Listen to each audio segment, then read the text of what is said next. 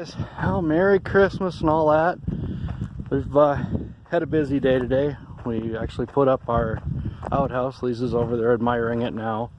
What we ended up doing was taking 4 sheets of like 1/2-inch plywood and a few 2x4s here, and just kind of took 2 of the sheets and put 2 2x4s up the sides, and then the long way, and then put the other 2 sheets on to the short sides of those 2x4s.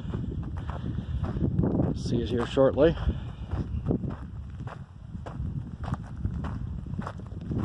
Alright, so inside here you'll see got the 2x4 the long way here and the short way here. It's hard to see on the camera, but anyway, so just tying them together like that. And yeah, there's some gaps. We'll fill those or cover those, or maybe not. And then we got this lick tub, it's called. I'm gonna cut a hole in that, and that'll be our seat. We'll throw an actual toilet seat on top of that. And then I just cut a 28 by 81 hole right here, and this is the piece, and I'll put some hinges on that, and away we go. And there's an outhouse. Alright, and then we also were playing with our solar stuff over here. So I just pulled out 5 of the panels just to play with. This inverter, charger inverter, says it needs, I believe, 150 volts minimum. So with 5 panels, I've got around 200 volts. They're all in series.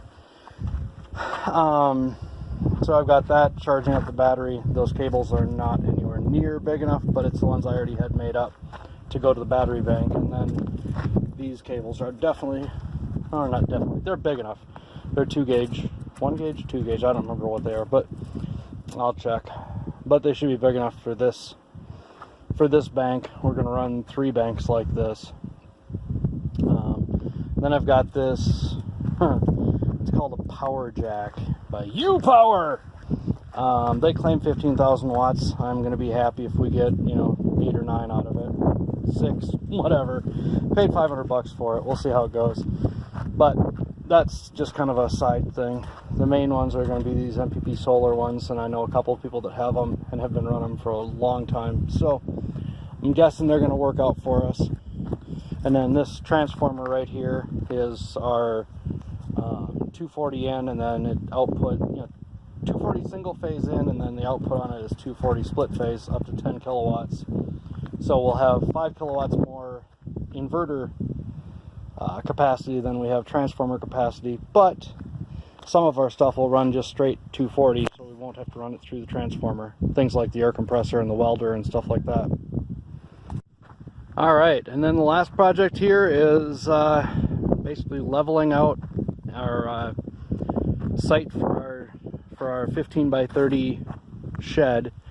We went ahead and broke it up with the tiller first to get it all like loose and whatever.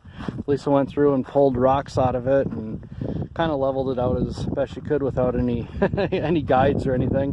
Tomorrow we'll put some posts in and run wires across so we can level it better. And then we'll build our walls, and then the plan is to put about 5 bags of Portland cement in here, till it in, wet it out, and turn it into a earthen concrete floor. So that's the projects for today.